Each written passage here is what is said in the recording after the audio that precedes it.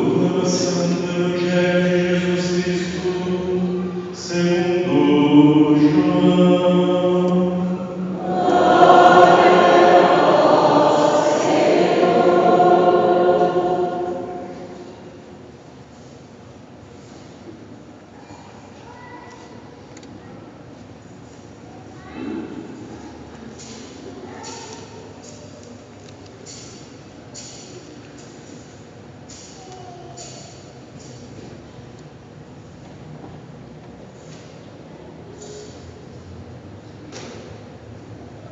Naquele tempo, disse Jesus aos seus discípulos: Tenho ainda muitas coisas a dizer-vos, mas não sois capazes de as compreender agora. Quando, porém, vier o Espírito da verdade, ele vos conduzirá à plena verdade. Pois ele não falará por si mesmo, mas dirá tudo o que tiver ouvido, e até as coisas futuras vos anunciará. Ele me glorificará, porque receberá do que é meu e vou anunciará. Tudo o que o Pai possui é meu. Por isso disse que o que ele receberá e vos anunciará é meu. Palavra da salvação.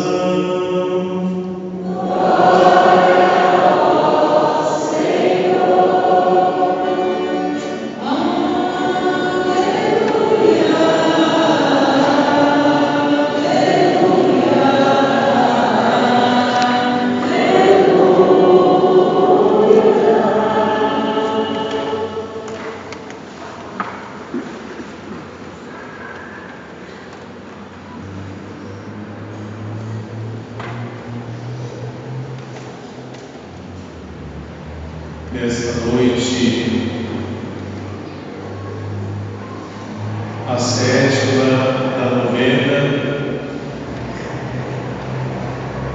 em preparação para a grande festa do Pai nesta cidade, eu me alegro profundamente pela graça de presidir esta santa liturgia. Penso que nesta noite,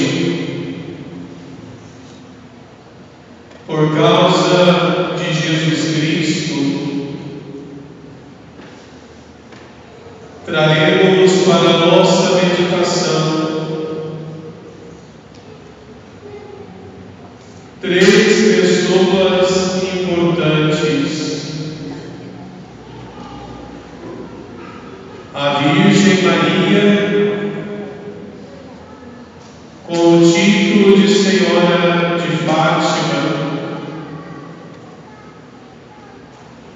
depois o apóstolo Paulo, exercendo bem a sua missão. Terceiro, São João Nepomuceno, aquele que amou o Senhor incondicionalmente. Olhemos para a pessoa de Nossa Senhora. Poderíamos resumir a pessoa dela em três simples palavras: obediência, amor incondicional e Senhora do Sim. Toda vez que eu olho para Nossa Senhora, eu sempre tenho no meu coração a seguinte certeza: ela foi uma mulher privilegiada. Entre tantas mulheres da sua época, Deus olhou para ela com preferência. Deus a escolheu. Há uma diferença muito grande entre ser escolhido ou se candidatar a alguma coisa. Quando eu me candidato, sou eu que olho para mim, sou eu que reconheço as minhas qualidades, as minhas competências, e sou eu que me ofereço para o outro. Agora, quando eu sou escolhido, é o outro que olha para mim, é o outro que reconhece as minhas qualidades, as minhas competências, é o outro que me escolhe. Com Nossa Senhora aconteceu isso. Foi Deus que olhou para ela, foi Deus que a escolheu, foi Deus que tomou a iniciativa. Não foi Nossa Senhora que se deslocou e foi a Deus. Foi Deus que se deslocou e foi até Nossa Senhora através do anjo. E quando Deus entra na vida daquela mulher, Deus fez-lhe um pedido não simples, um pedido que mudaria a sua vida. Deus pediu para Nossa Senhora ser a porta de entrada de Jesus no mundo. Para isso, ela precisaria fazer renúncia. Para isso, ela precisaria deixar o seu projeto, o seu sonho, para sonhar o sonho de Deus, para realizar o projeto dele. Nossa Senhora ouviu, Nossa Senhora perguntou e Nossa Senhora permaneceu. Eu penso que nessa noite eucarística, a sétima da novena, pela intercessão dela, todos deveríamos dizer a Deus: Senhor, eu estou à sua disposição. Senhor, eu quero aprender a ouvir como Nossa Senhora. Senhor, quando o Senhor me chamar, se eu tiver dúvidas, eu quero fazer perguntas. Mas, sobretudo, Senhor, eu quero permanecer ao Senhor. E Nossa Senhora, o tempo todo, ela não se esquivou, mesmo nos momentos de dificuldades e de provações. Ela permaneceu nele. Depois eu chamo a sua atenção para a pessoa de Paulo. Paulo, nós sabemos, inicialmente o coração dele não pulsava no mesmo ritmo do coração do Senhor. Mas Paulo foi alcançado pelo Cristo. E uma vez que ele experimentou o nosso Senhor, Paulo não voltou atrás. À semelhança de Nossa Senhora, Paulo permaneceu. Foi um sim, foi uma mudança, foi um encontro definitivo. Prova disso, o texto que nós ouvimos na primeira leitura. A palavra diz para nós que Paulo foi pregar na Grécia. Paulo foi pregar numa praça. E quando Paulo chegou naquela cidade, Paulo percebeu que o povo tinha uma fé. Mas ele percebeu também que aquele povo acreditava em vários deuses e havia um altar para cada Deus. E com medo de esquecer algum Deus, o povo escreveu lá para o Deus desconhecido. Quando Paulo se aproximou do povo, quando Paulo adentrou aquela praça, Paulo disse para o povo: eu venho anunciar a vocês, este Deus que vocês não conhecem, é dele que eu quero falar com vocês. Até então, as pessoas estavam todas dispostas a ouvir Paulo.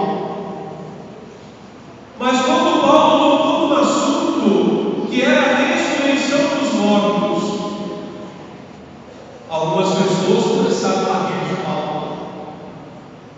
Outras pessoas disseram para Paulo: outro dia voltaremos para ouvi-lo. Paulo poderia naquele momento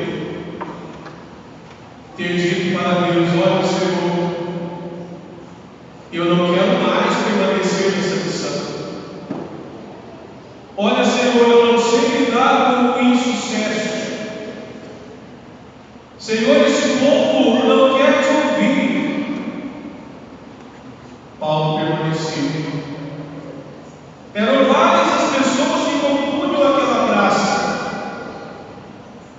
A palavra diz que uma mulher, um homem e mais algumas pessoas acreditaram naquilo que Paulo havia pregado. Mesmo não sendo um grande grupo, ainda assim Paulo permaneceu.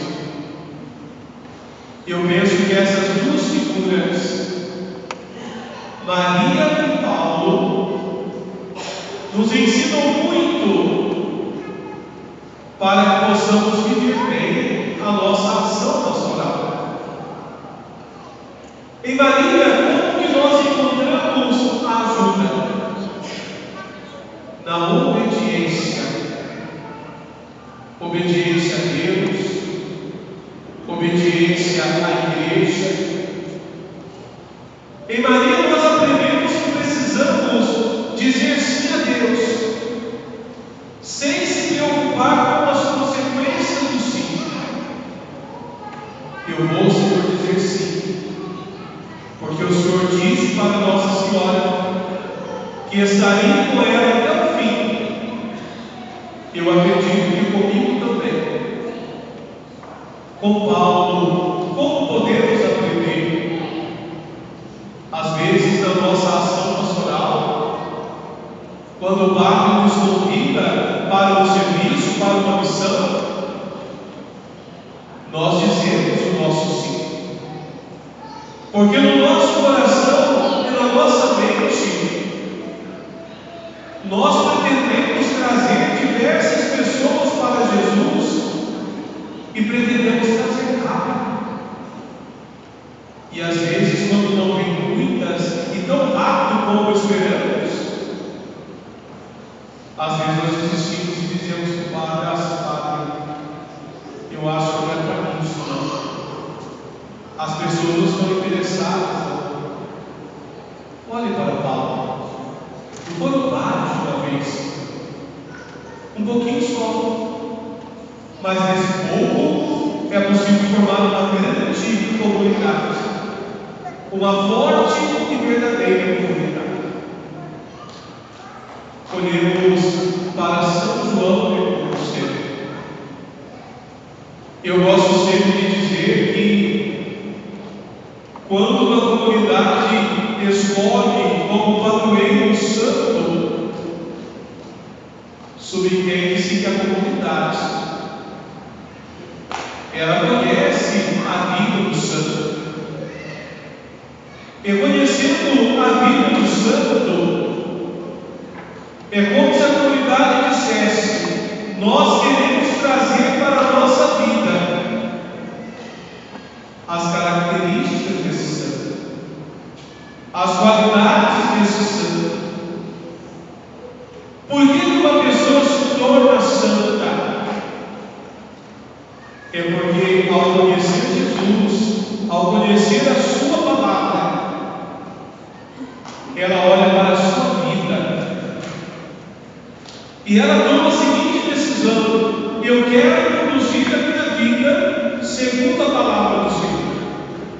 Eu quero conduzir a minha vida segundo o que Jesus nos pediu. Aí você vai perguntar: mas eles conseguiram ser santo como Jesus é santo? É claro que não conseguiram igual a Jesus, mas eles se aproximaram o máximo possível daquilo que Jesus pediu para ele e pede para nós. Mas na vida de São João Nepomuceno existe algo muito bonito. Eu, quando fui estudar um pouquinho a vida deste santo, eu percebi que por 2 vezes ele foi tentado tirar a vida dele. São João Nepomuceno era um homem dotado de diversas qualidades, um homem intelectual, um homem que estudou as leis da igreja, que nós chamamos de Código de Direito Canônico, um homem que foi feito pároco por vigário-geral da sua diocese, um homem que era um grande pregador. Dotado dessas qualidades todas, o rei olhou para ele e disse: eu quero esse homem perto de mim. E o rei queria dar uma função para ele, que ele entendeu que não competia ao rei nomeado por tal, mas a autoridade da igreja. E por isso ele não obedeceu ao rei, mas obedeceu à igreja. Por essa desobediência foi a primeira tentativa de morte, quando ele foi lançado ao rio. E no outro dia ele estava vivo. Mas esse homem, que é o pai espiritual desta comunidade de fé, ele era perseverante e ele continuou a sua missão. E no exercício do seu ministério como padre, ele era um grande e um bom confessor. E ele não atendia em confissão a esposa do rei a quem ele desobedeceu. E este rei, mais uma vez, vem e mete contra São João Nepomuceno, querendo saber os segredos da condição da sua esposa. E ele, obediente à igreja, às leis que ele bem conhecia, ele disse: não, eu não posso fazer isso. E ele preferiu entregar a sua vida em sacrifício a desobedecer a igreja, a violar a dignidade daquela mulher, a obedecer aquele homem tirano. Com isso, o que nós entendemos? Que ele derramou o seu sangue. Ele amou Jesus de tal forma que ele não amou com palavras apenas. Ele amou Jesus com vida, derramando cada gota do seu sangue. Como que nós podemos aprender com São João Nepomuceno? Primeiro, amar Jesus incondicionalmente, com a vida submissiva. obedecer a igreja. Como que nos tempos atuais tem sido difícil encontrar quem ama a igreja de verdade e quem não obedeça. Qualquer orientação que às vezes nós padres damos para as nossas comunidades, coletivamente ou individualmente, quando atendemos grupos ou pessoas, se aquela orientação não nos agrada, nós falamos à igreja. E nós nem queremos saber se o que queremos combina ou não com a lei da igreja. Nós simplesmente queremos ser atendidos. Queremos que os nossos gostos prevaleçam. Então, se você é devoto, fiel mesmo, de São João de Nepomuceno, ainda nesses dias que restam de novembro, e depois do dia da sua festa, não venha só para agradecer. Quem sabe diante da imagenzinha nossa aqui, você possa dizer para ele: São João, não quero pedir muita coisa, apenas duas. Me ensina a amar Jesus na vida. Se for necessário, dê-me a coragem necessária para eu derramar meu sangue por amor ao Senhor. Mas também diga a Ele: ensina-me a conhecer as leis da igreja, as orientações da igreja, para que eu possa amá-la e obedecê-la. É tão difícil obedecer, não é verdade? Eu dizia de Nossa Senhora, não foi fácil para ela obedecer. Quando ela disse sim, ela colocou também a sua vida em risco, porque uma mulher ficar grávida, solteira naquela ocasião, ela poderia sofrer uma punição pública lá na praça, sendo apedrejada até a morte. Ela colocou sua vida em segundo lugar, em primeiro projeto de Deus. E São João de Nepomuceno a mesma coisa. Poderia ter dito sim ao rei e preservar a sua vida, mas ele tinha traído o Senhor. Obedecer está muito. Obedecer significa renúncia. Obedecer significa ouvir, significa perguntar e significa permanecer no Senhor, escolher o Senhor. Louvado seja o nosso